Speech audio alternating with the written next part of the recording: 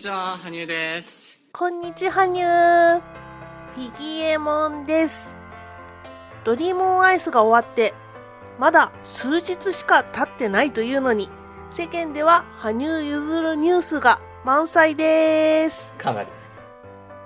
その中で7月15日発売の雑誌ナンバーで、羽生結弦選手と池江璃花子選手のスペシャル対談が掲載されました。8歳からめちゃくちゃ頑張って練習してるんじゃないですか。で、この対談記事は14ページにも及ぶかなりボリュームがあってすごい素敵な記事だったので、読んだ方も多いのではないでしょうか。この記事の中には写真がもちろんありましたが、7ページが記事ページっていう感じでして、対談という特性だからなのか、対談の相手が水泳の池江璃花子さんという現役アスリートということからも、フィギュアスケート雑誌ではあまり聞けないようなお話がたくさん載っていて、ワクワクしながら読んじゃいましたよ。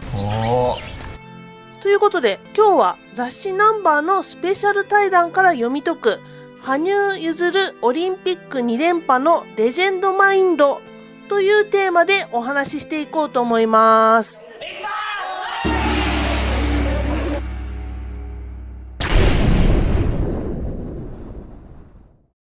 こんな感じで、このチャンネルでは羽生結弦選手フィギュアスケートに関する話題を発信しています。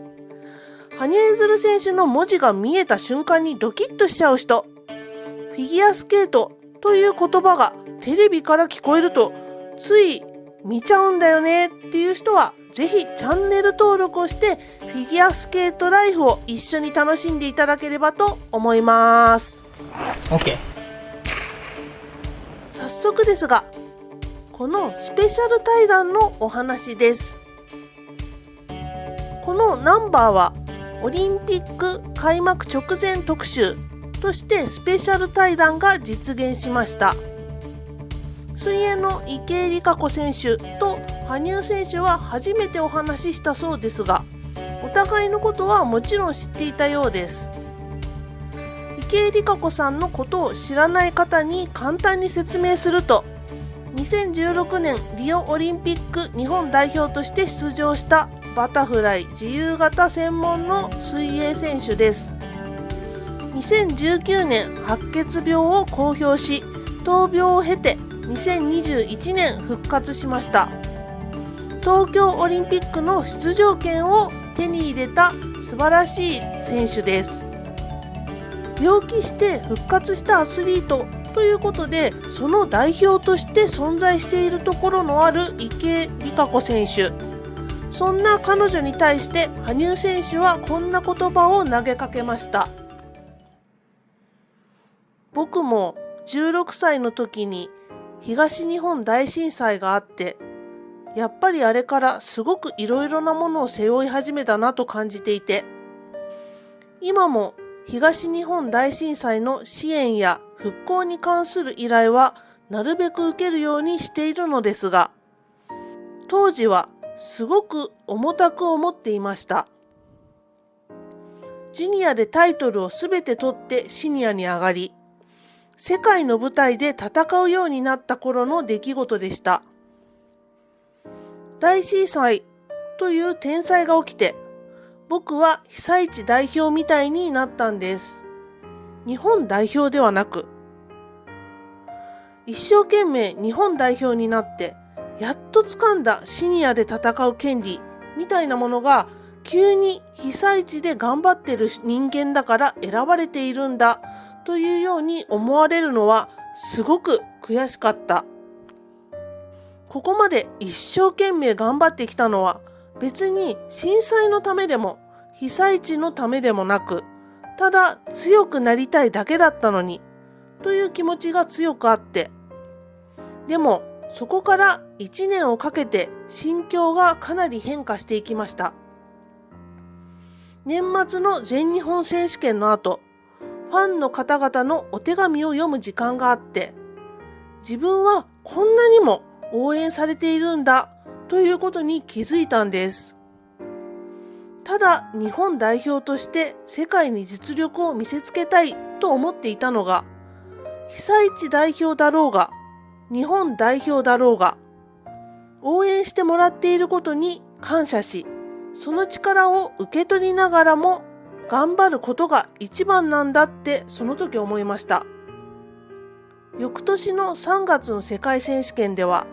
怪我をしていたのですが、皆様の応援が最後まで後押ししてくれたような感覚があったんです。応援をちゃんと受け止めて、それが結果に結びついた時に、初めて皆様への恩返しになるということにも気づきました。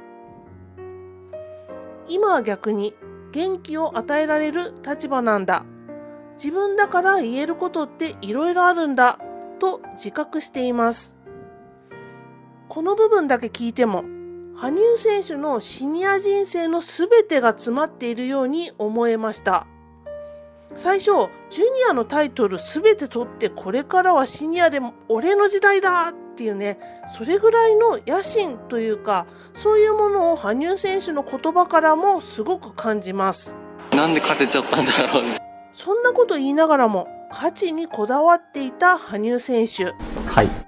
でも2011年世界選手権後からだんだんと応援の力を身につけていくことでシニアのタイトルを取っていったような感じがします。今は自分だからこそ言えること、やれることを少しずつ羽生結弦として行動しているんだなっていうふうに思いましたね。ありがとうございます。そんな観客やファンの応援に対してこんなことも話してくれました。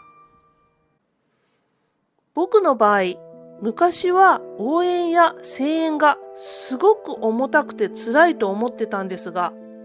重たいということはこれはエネルギーなんだって思って、この重さを地に足をつけるエネルギーにしたり、緊張しているからこそいいパフォーマンスができるというふうに変換して考えられるようになりました。そうだったんだってフィギエモンは思いました。応援や声援がすごく重い。確かにそう思えば重い。いや、大変だね。ですよね。人の思いってすごく素敵なものでもあるけど、重いか軽いかで言ったらやっぱり重いかなって思います。でもそのめちゃくちゃ重いエネルギーを自在に操る術を身につけたようにも取れる羽生選手の発言です。これは私たちも日常で使える術なんじゃないかなって思いましたよ。例えば仕事で上司から期待されているなって感じるとき、その期待が重いって思うこともあるけど、その重いエネルギーを期待として自分自身で噛み締めて、期待してくれるんだからいい仕事をしよう、頑張ろうという仕事のパフォーマンスに生かすように自分の力へと変換する。もし重いエネルギーの変換がわからなかったら、どうやったら力に変換できるのかを考えてみる。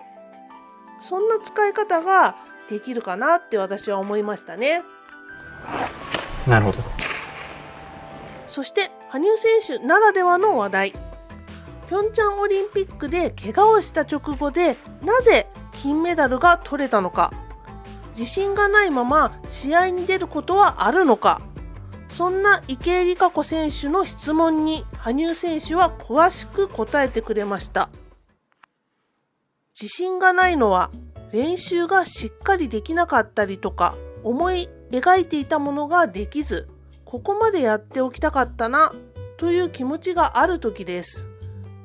でも試合に入ったら基本自信で溢れていますね。ピョンチャンでは確かに怪我をしていて、すごく強い痛み止めを飲んで、自分で感覚を消してまでやらなきゃいけないような状態でした。だから練習もしっかりできていたとは言えないし、実際試合に行くメンタルではなかったと思います。でも自分の中にはソチオリンピックで金メダルを取ったという成功体験がある。同時にソチではあまりいい演技ではなかったという面もある。オリンピックの成功体験も悪かったところも知っている。だからあまり怖くなかったです。その時にダメだった理由を分析し、こうやればよかったんだなと対処法をちゃんと学んでいたから。さらにソチオリンピックからピョンチャンオリンピックまでの4年の間にも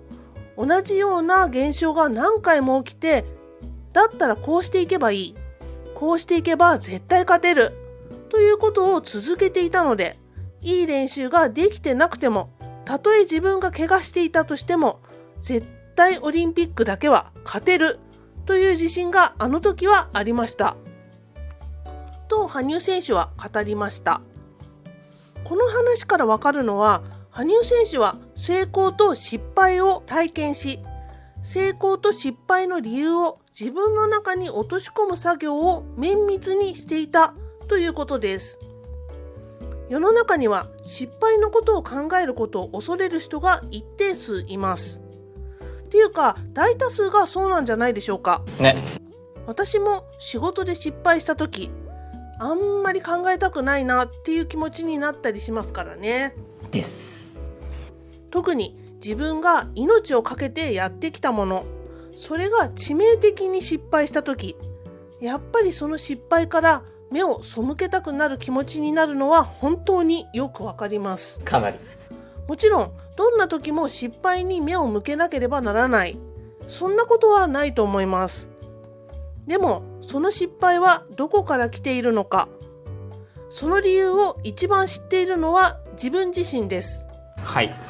その理由と成功パターンさえ自分の中に落とし込んでいれば金メダルが取れると羽生選手が言ってるような気がしましたね。そして試合でのメンタルについても今回赤裸々に語ってくれました。言霊ってよく言うじゃないですか。ポジティブなことを言っていたら表情が良くなるし、表情が良くなったら心も軽くなる。言った言葉がそのまま自分に返ってくるじゃないけど、もうそういうところに頼るしかないんですよ。オリンピックって緊張しすぎちゃうので、僕も全然メンタル強くないから、身近な方々も含めてみんなからメンタル強いって言われるし、本当に大舞台でいい演技できるよねって言われるんですけど、昔から一回も自分のことをメンタル強いって思ったことはないです。すっごく緊張するし、試合の前に震える時もある。でも弱いなりにこうしたらいいっていうのが分かるっていうか、弱いからこそそういう考え方を学んできたので、自分が信じられるもの、僕だったら自分が言った言葉は自分の心を左右するということをすごく気にしているので、ピョンチャンの時も現地に入った瞬間に金メダルしかないです、優勝するためにだけ来ましたと言ってました。もう優勝した気になってるみたいな。そしたら後から結果はついてくると信じていましたね。ピョンチャンオリンピックに行く前の練習で、お前これ降りたら絶対優勝できるって自分に言い聞かせてたんです。これ降りなかったら優勝できない、優勝できないんだったらオリンピックに行く価値がないって思って、行く権利もないぞお前って言いながら練習していました。この言葉の中にはオリンピック金メダル獲得の秘策が何気に散りばめられているように私は感じました。すっごいことを羽生選手言っちゃってる、そんな感じ。完成です。そう、羽生選手の中では金メダル獲得はすでに完成しました。これも私たちが日常で使えるんじゃないかって思いましたね。本当に？はい、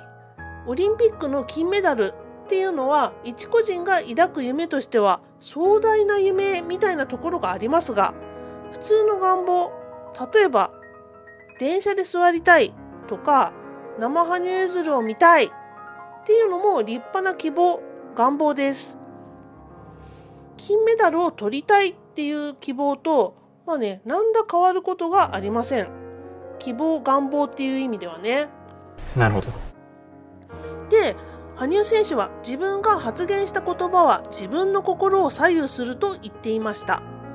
だから電車に座りたいっていう願望が出てきたら、電車に座って本を読むと自分が言うことで、羽生選手のそれと同じになるのかなっていうふうに思いました。生羽生結弦を見たいっていう希望があるんだったら、フィギュアスケートを見るんだったら生羽生結弦を見る以外に他にない。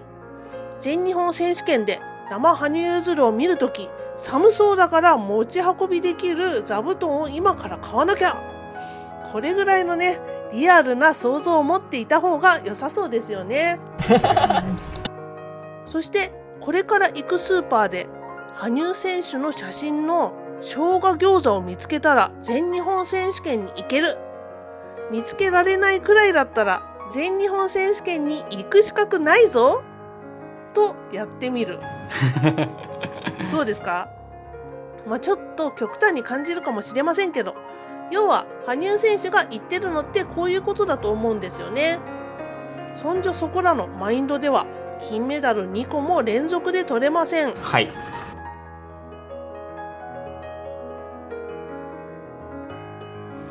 OK。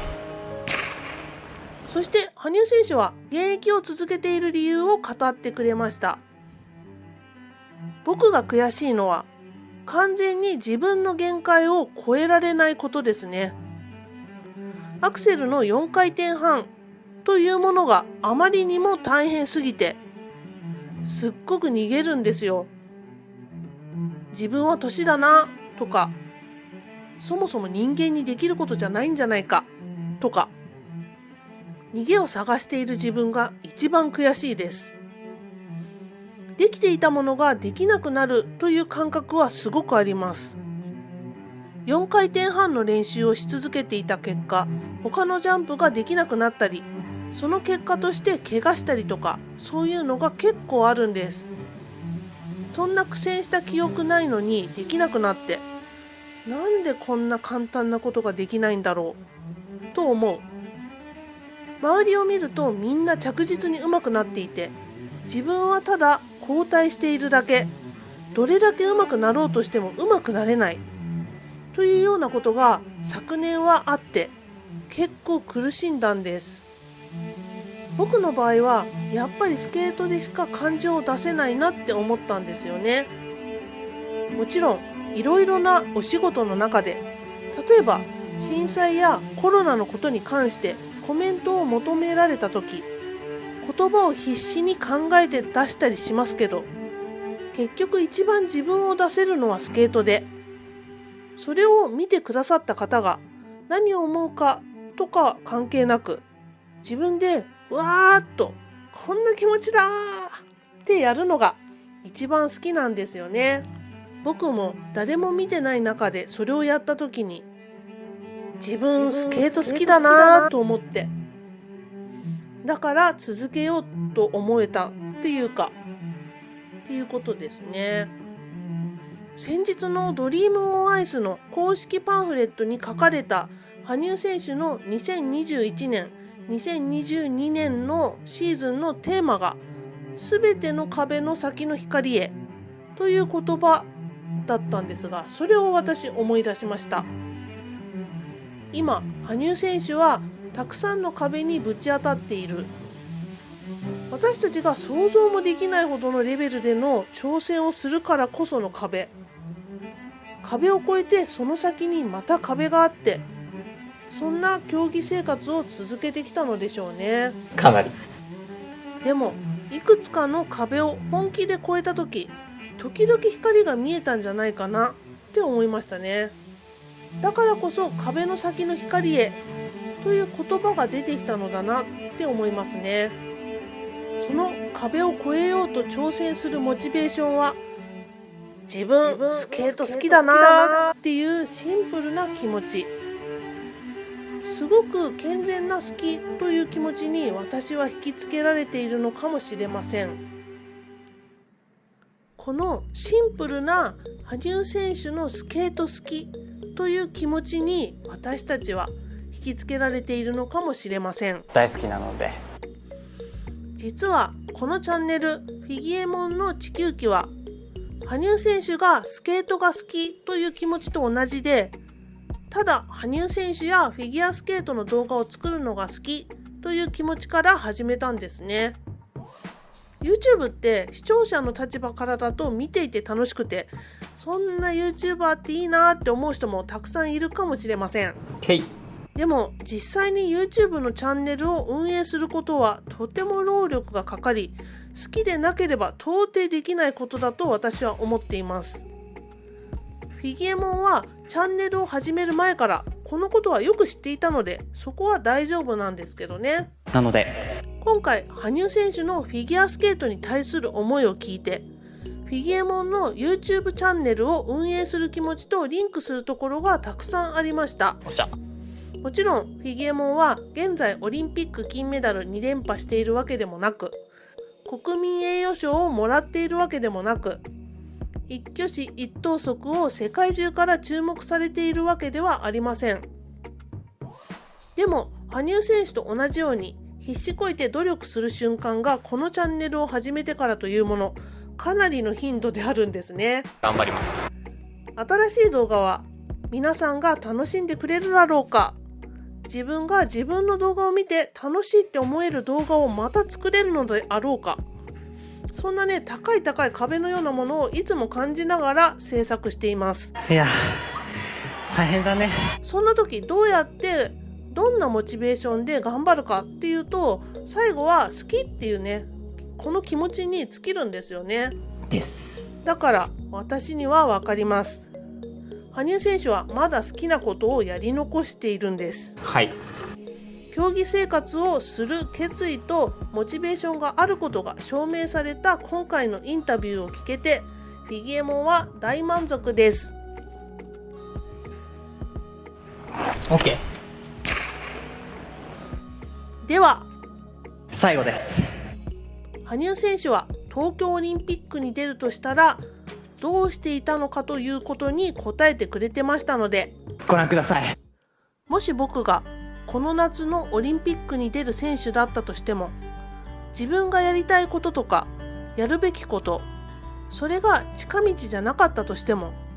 ただひたすら今やるべきことをやっていきます。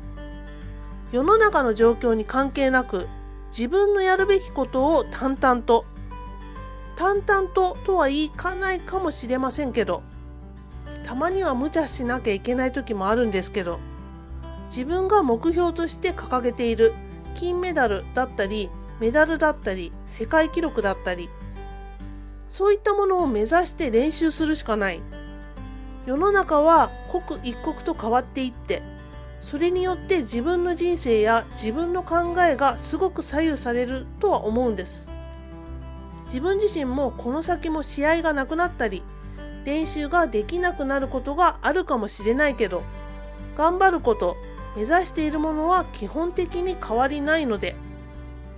そのために何ができるかを毎日考えながら頑張るのが一番やるべきことじゃないかと思います。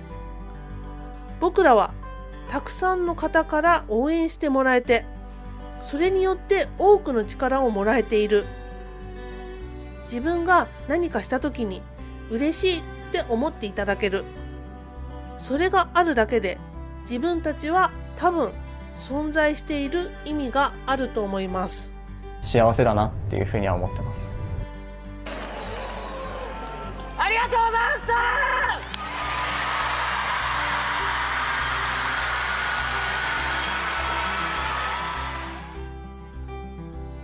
そんな素敵な言葉でスペシャル対談は締めくくられていました。本当にたくさんの方々が支えてくださって、本当に皆さんに助けられたなと思いました。 OK。 さて、羽生選手がドリームオンアイスでまた爪痕を残してくれたおかげで、羽生結弦再ロスが発生しているという噂を聞きましたなのでフィギエモンの大予想、来週7月23日に羽生選手は東京オリンピックの開会式に出てくれるんじゃないかって思ってます。どうでしょうか。ライブ配信の時に池江璃花子さんの話題をねちょっと話した記憶がある方もいらっしゃると思うんですが、口にすると実現するっていうのがフィギエモンもすごく感じています。ぜひ期待して羽生選手の東京オリンピック開会式の登場を楽しみにしたいと思います。ありがとうございます。ということで今日はこの辺で、次はまた楽しい動画を考えていますので楽しみにしていてくださいね。いつも応援ありがとうございます。この動画が良かったと思う方は高評価ボタンとチャンネル登録をよろしくお願いします。では最後に金メダルをインにしてジャージを着るプーさんのスケート練習風景をお届けします。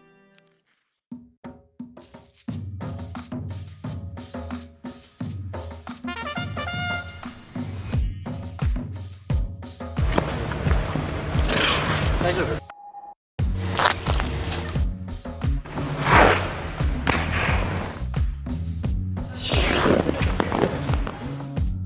フィギエモンでした。さようなら。